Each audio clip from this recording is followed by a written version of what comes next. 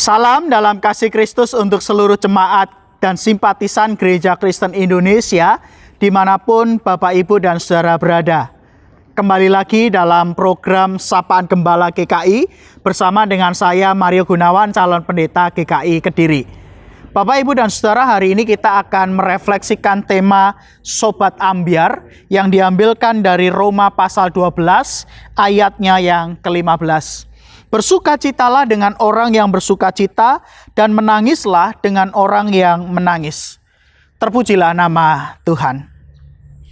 Bapak, Ibu, dan Saudara, dalam relasi pertemanan ataupun persahabatan kita, ada 4 fakta yang cukup memprihatinkan yang mungkin Bapak, Ibu, dan Saudara pernah alami selama berelasi dengan orang di sekitar Bapak, Ibu, dan Saudara. Fakta yang pertama bahwa saat kita sukses ataupun senang, ada 10 orang yang datang mendekat pada kita. Tapi ketika kita susah ataupun saat kita sedang dalam masa kritis, hanya ada 2-3 orang yang akan datang mendekat kepada kita. Artinya apa? Teman hanya akan datang pada saat senang, tapi saat susah mereka mungkin pura-pura lupa. Fakta yang kedua yang ada bahwa ketika kita jatuh, mungkin ada orang yang akan merasa senang, tapi juga ada yang orang merasa sedih.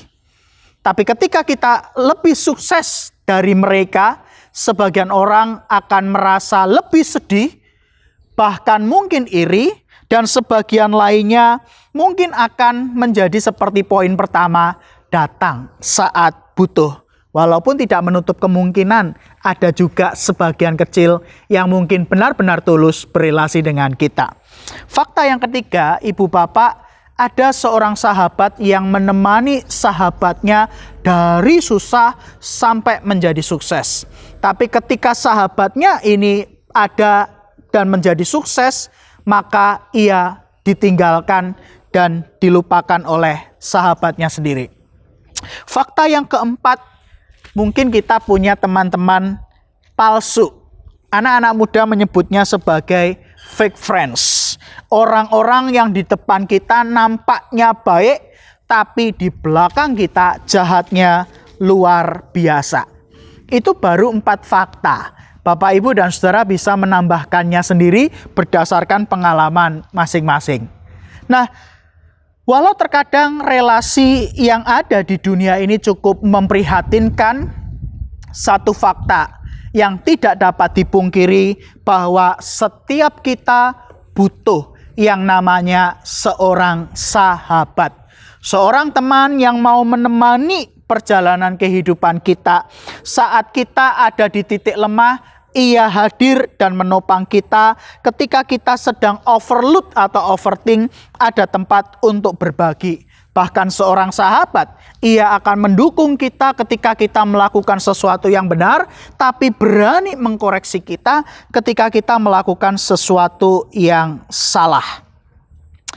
Dalam suratnya kepada jemaat di Roma, sesudah Paulus menjabarkan teologi dari pasal yang pertama sampai pasal yang ke-11, di pasal yang ke-12 maka Paulus memberikan 2 hal mendasar terkait bagaimana hidup sebagai orang Kristen.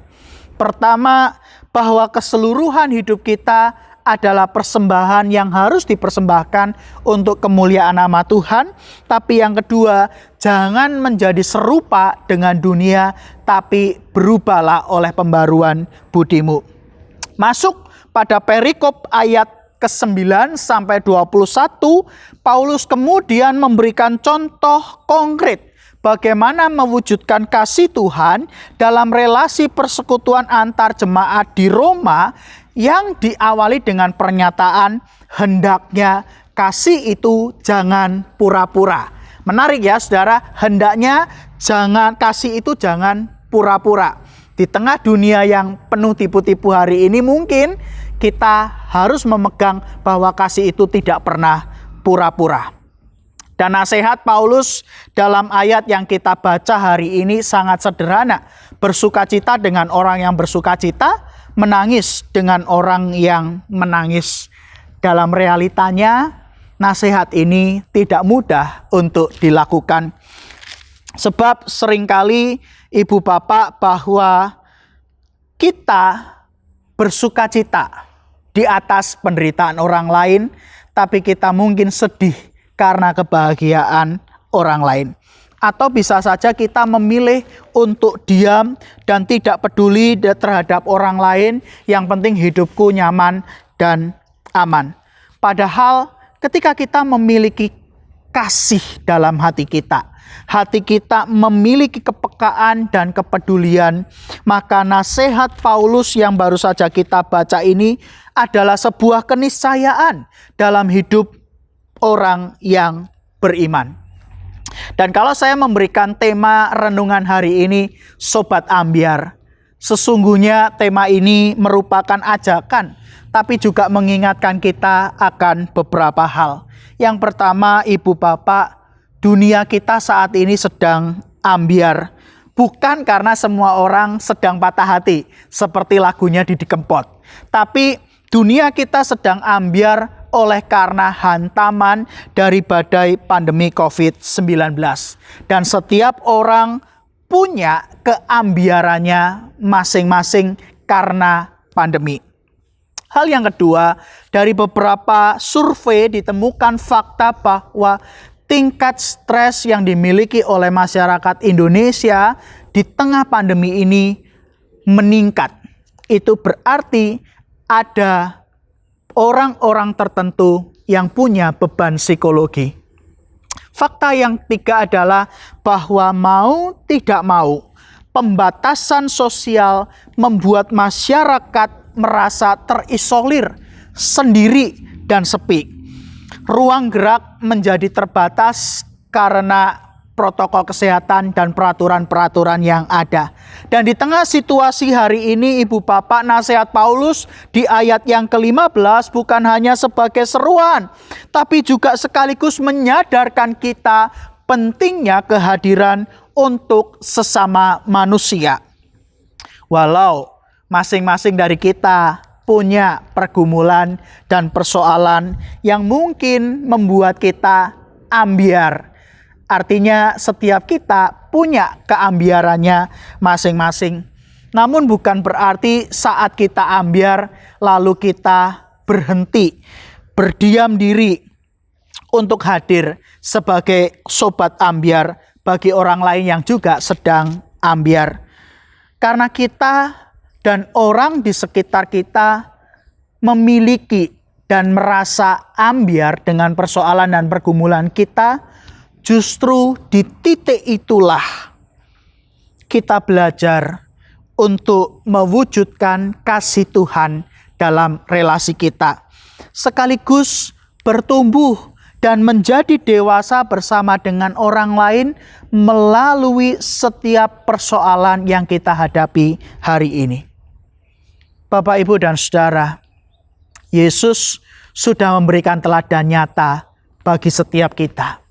Yesus telah menjadi sobat ambyar bagi manusia berdosa ketika ia mengorbankan dirinya di atas kayu salib. Dan itu berarti ketika kita hari ini memperoleh anugerah itu, seharusnya kita pun juga bersedia menjadi sobat ambyar di tengah segala persoalan dan pergumulan yang kita hadapi hari ini.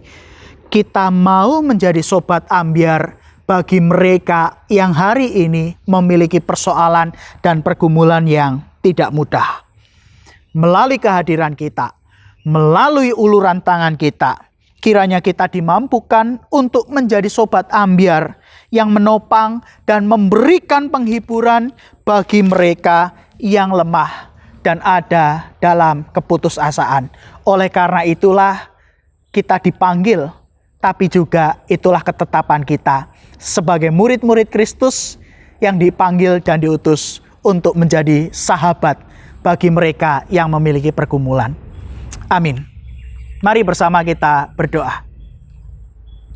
Tuhan, kami bersyukur untuk segala pergumulan dan persoalan yang terjadi hari ini. Terima kasih karena melalui pergumulan dan persoalan yang kami hadapi hari ini, kami belajar banyak hal, khususnya bagaimana kami mewujudkan kasih Tuhan di dalam relasi setiap kami. Walaupun tentu masing-masing dari kami punya persoalan dan pergumulan, kami juga mengalami keambiaran masing-masing. Tapi bukan berarti langkah kami harus terhenti, bukan berarti lalu kami memilih diam. Tapi justru di titik inilah kami belajar untuk menjadi sahabat ambiar bagi sobat-sobat kami yang saat ini juga mengalami persoalan dan pergumulan yang tidak mudah. Maka Tuhan mampukanlah setiap kami supaya kami boleh menyatakan kasih Allah di dalam dan melalui relasi kami, sehingga mereka yang ada di sekitar kami boleh merasakan uluran tangan, ditopang dan diberikan kekuatan untuk menjalani dan melanjutkan kehidupan mereka. Demikian juga kami sebagai gereja Tuhan, Gereja Kristen Indonesia.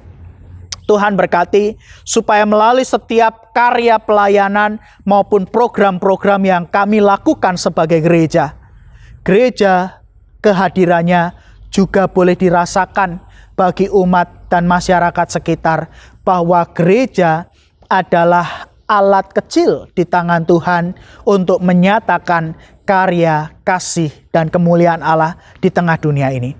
Terpujilah nama Tuhan untuk segala sesuatu yang boleh membentuk dan mendewasakan kami. Dan kalau kami hari ini akan melanjutkan kehidupan, maka Tuhan teruslah beserta dengan kami, iringlah langkah juang kami, berkatilah setiap aktivitas yang kami lakukan, dan kiranya hidup kami boleh menjadi terang dan garam di tengah dunia ini. Di dalam nama Tuhan Yesus Kristus, kami berdoa dan memohon. Amin. Sampai jumpa. Tuhan Yesus memberkati.